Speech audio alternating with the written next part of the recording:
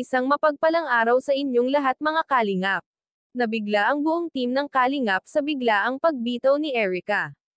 Labis nga na nalungkot itong si Kalingap Rab sa biglaang desisyon ni Erica na ayaw na niya magpa-vlog. Nag-chat nga itong si Erica kay Kalingap Rab na gusto siya kausapin ng lolo at lola nito. Walang kaalam-alam si Kalingap Rab kung ano ang nangyari at kung ano ang pag-uusapan nila. Pumunta nga si Kalingap Rab sa bahay ng lolo at lola ni Erica. Wala si Erica sa bahay nila at may gropings daw ito. Sinabi na nga ng lolo at lola ni Erica na ayaw na nila ipa-vlog itong si Erica at magpo-focus daw muna ito sa pag-aaral. Sinabi ni Kalingap Rab na paano na ang pabahay ni Erica. Ang sagot ng lolo niya ipamigay na lang daw sa ibang makukuha nilang binipesyares. Sinabi ni Kalingap Rab na paano na ang lupa na binigay ni Mr. Jun A kay Erica. Ika ni Kalingap Rab kakausapin na lang daw niya si Mr. Jun A kung ano ang magiging desisyon nito.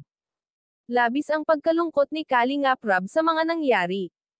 Hindi niya lubos maisip na aayawan na nila ang pabahay binigla daw siya ni Erica. Dumako naman tayo kay Edo. May inamin si Edo tungkol kay Erica. Matagal na palang alam ni Edo na ayaw na ngang magpa-vlog itong si Erica. Ayaw lang ni Edo magsalita kay Kalingap Rab, hinintay na lang ni Edo na ang pamilya ni Erica ang magsalita. At ito na nga naganap na ang hindi natin inaasahan. Hindi na po natin makikita si Erica sa vlog ng Team Kalingap. Nakakalungkot man pero kailangan natin tanggapin, kailangan kasi niya mag-focus sa pag-aaral.